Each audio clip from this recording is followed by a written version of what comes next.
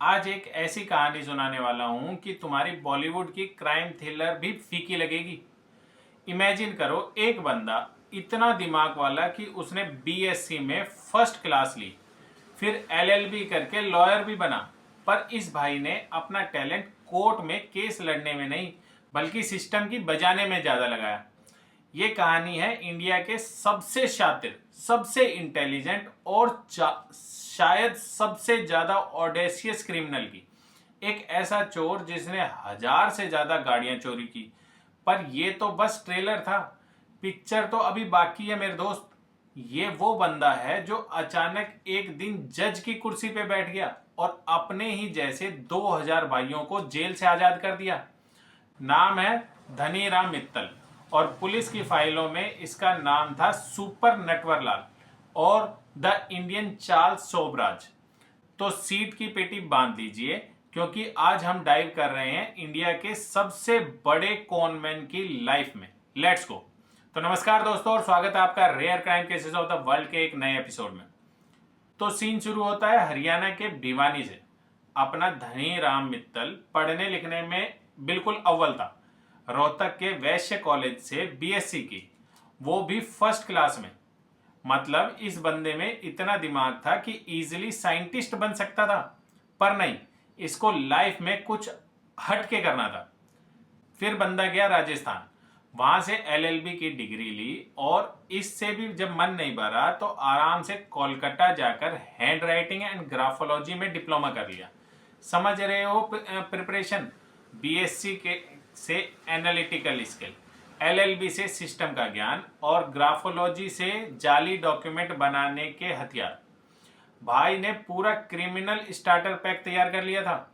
शुरू में इसने रोहतक और दिल्ली के कोर्ट में मुंशी का काम भी किया, थोड़ी प्रैक्टिस भी कर ली। बेसिकली सिस्टम को अंदर से स्कैन कर रहा था, देख रहा था कि कहां कहां लूप होल्स हैं और कहां पे जुगाड़ लग सकता है। और 1964 में 25 साल की उम्र में भाई ने अपनी पहली चीटिंग की एफआईआर दर्ज करवा ली।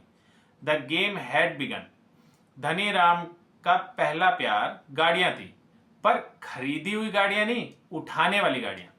पुलिस के हिसाब से अपनी पूरी लाइफ में उसने 1000 से ज्यादा गाड़ियां चोरी की थी। दिल्ली, हरियाणा, पंजाब, राजस्थान, कोई शहर नहीं छोड़ा इसने। और इसका स्टाइल भी एकदम सिंपल था, कोई रात के अंधेरे में नहीं, भाई दिन दहाड़े ये काम करता था। फेवरेट हंटिंग ग्राउंड था इसका कोर्ट की पार्किंग। सोचो, वकील और जज अंदर केस सॉल्व कर रहे हैं और अपना धनीराम भाई बाहर उनकी गाड़ियां सॉल्व कर रहा है। आयरनी की भी हद होती है। पुरानी गाड़ियां, खासकर मारुति एस्टीम इसकी फेवरेट थी। क्यों? क्योंकि उनकी फैंसी एंटी थेफ्ट सिस्टम नहीं हुआ करता था, एक मास्टर की से ही काम हो जाता था। और उस टाइम पे पुराना टाइम था, उस टाइम पे एंटी थेफ्ट सिस्टम होते भी नहीं थे ज्यादा। और अगर कोई पकड़ भी ले तो सिंपल एक्सक्यूज, अरे बेटा बुढ़ापे में गलती हो गई, मुझे लगा कि मेरी गाड़ी है। जीनियस। और ये बुढ़ापे का डायलॉग है, करीब वो 50 साल की उम्र होने के बाद ये यूज करता था डायलॉग। चोरी करके नंबर प्लेट बदली, फर्जी आरसी लगाई और गाड़ी आगे बेच दी। पुलिस कहती है कि ये सब वो पर्सनल जॉय के लिए करता था। मतलब सुबह ऑफिस जाने के लिए गाड़ी नहीं है, चलो कोर्ट से उठा लेते हैं। गाड़ी चोरी तो ठीक है, पर धनीराम को कुछ बड़ा करना था, सिस्टम के अंदर घुसना था। तो उसने बनाए फोर्ज डॉक्यूमेंट और इन डॉक्यूमेंट के दम पर वो 1968 से 1974 तक पूरे 6 साल तक इंडियन रेलवेज में स्टेशन मास्टर की नौकरी करता रहा। Can you believe it? 6 साल तक ये बंदा रेलवे का कर्मचारी बन के सबको चूतिया बनाता रहा। और वहां इसने रेलवेज के पैसे भी चुराए और साथ ही साथ अपने साइड बिजनेस भी चलाया। फर्जी वो ड्राइविंग लाइसेंस और आरसी बनाने की फैक्ट्री खोल रखी थी उसने। जो गाड़ियां चोरी करता था उनके पेपर यहीं तैयार होते थे। ये 6 साल उसकी ट्रेनिंग थी। उसने सीखा कि सरकारी सिस्टम कितना खोखला है, कि अगर आपके पास पेपर A1 है तो आपसे कोई सवाल नहीं करेगा। और इस कॉन्फिडेंस ने उसको उसके सबसे बड़े कारनामे के लिए तैयार किया। अब आती है कहानी का क्लाइमेक्स, वो कांड जिसने धनीराम मित्तल को सुपर नटवरलाल बना दिया। सीन है हरियाणा के झज्जर डिस्ट्रिक्ट का, झज्जर डिस्ट्रिक्ट कोर्ट में जो ओरिजिनल जज था उस पर इंक्वायरी स्टार्ट हुई थी बिकॉज ऑफ ब्राइबरी। ये जस्ट नॉर्मल न्यूज थी, बट मित्तल के को इसमें कुछ मौका लगा। तो मित्तल भाई ने 2 फेक लेटर्स लिखे। एक तो जज के लिए कि जब तक ये जांच ऑफ ब्राइबरी केस कंप्लीट नहीं हो जाती, आपको 2 महीने की छुट्टी पर भेजा जाता है। सोचो, एक चोर ने जज को ही छुट्टी पर भेज दिया।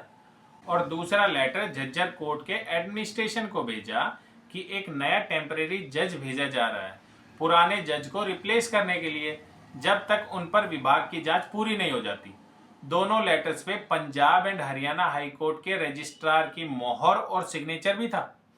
और जैसे ही जज साहब लीव पर गए, मित्तल एक और जाली अपॉइंटमेंट लेटर लेके कोर्ट पहुंच गया।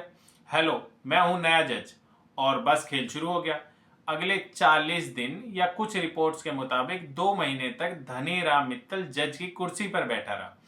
उसने केस भी सुने, फैसले भी सुनाए, और क्योंकि उसके पास एलएलबी की डिग्री थी प्लस कोर्ट का काम करने का एक्सपीरियंस भी था, किसी को शक ही नहीं हुआ। पर इसका मिशन जस्टिस देना नहीं था, इसका मिशन था अपने भाइयों को बचाना। इसने एक सिंपल रूल बनाया, बेल इज द नॉर्म और and jail is an exception. कुछ लोगों को जेल भी भेजा ताकि सब कुछ ठीक ठाक लगे। पर इसने 40 दिनों के अंदर 2470 क्रिमिनल्स और अंडर ट्रायल को बेल पर छोड़ दिया। ज्यादातर इसके अपने दोस्त या एसोसिएट थे। और सबसे वाइल्ड पार्ट, एक कहानी ये भी है कि इसने जज बन के अपने ही एक पेंडिंग केस की सुनवाई की और खुद को ही नॉट गिल्टी डिक्लेयर कर दिया और फिर गायब हो गया। मतलब ऑडेसिटी की तो भाई हद ही हो गई। जब तक असली अथॉरिटीज को होश आया, धनीराम मित्तल आराम से निकल चुका था। इसी कांड के बाद पुलिस ने इसको नाम दिया सुपर नटवरलाल। नटवरलाल वो ओरिजिनल कॉनमैन था जिसने ताजमहल बेच दिया था। पुलिस का कहना है कि मित्तल उससे भी आगे निकल गया है। इसको इंडियन चार्ल्स सोबराज भी कहते थे, उस इंटरनेशनल क्रिमिनल के नाम पर जो अपनी इंटेलिजेंस के लिए सबसे फेमस था। पूरी लाइफ में इस बंदे पर 150 से ज्यादा केस भी हुए हैं, 94 बार अरेस्ट भी हुआ है, पर हर बार ये सिस्टम के लूप होल का फायदा उठाकर बाहर आ जाता है। बुढ़ापे में भी इसकी आदत नहीं गई। 2016 में 77 साल की उम्र में ये फिर से एक मारुति एस्टीम चोरी करते हुए पकड़ा गया। ये इसकी 95th अरेस्ट थी। पर कहते हैं ना, वक्त किसी के लिए नहीं रुकता। अप्रैल 2024 में 85 साल की उम्र में धनीराम मित्तल की हार्ट अटैक से मौत हो गई। पर इसकी स्टोरी यहाँ खत्म नहीं होती। जब दिल्ली के निगम बोध घाट पर इसका अंतिम संस्कार हो रहा था, तो वहां की भीड़ में एक सीनियर एसीपी रैंक का पुलिस ऑफिसर भी खड़ा था। वो वहां दुख मनाने के लिए नहीं आया था, वो ये कंफर्म करने आया था कि धनीराम मित्तल सच में मर गया है या नहीं। पुलिस को आखिरी दम तक उस पर भरोसा नहीं था। उन्हें डर था कि कहीं ये बंदा अपनी मौत का नाटक तो नहीं कर रहा। That's my friend was the legend of Dhaniram Mittal. एक ब्रिलियंट दिमाग जिसने गलत रास्ता चुना। एक ऐसा क्रिमिनल जिसकी कहानी सुनकर लगता है कि catch me if you can के इंडिया के वर्जन इसी पर ही बना होना चाहिए। आपको क्या लगता है, वाज ही जीनियस और जस्ट ए ग्लोरिफाइड थीफ? नीचे कमेंट्स में बताओ। वीडियो पसंद आए तो लाइक करो, शेयर करो और चैनल को सब्सक्राइब करना मत भूलना।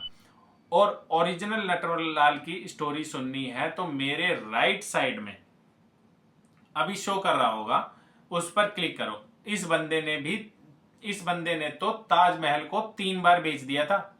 मैं मिलूंगा आपसे अगली क्राइम की फाइल के साथ। Till then stay safe, stay aware, peace out.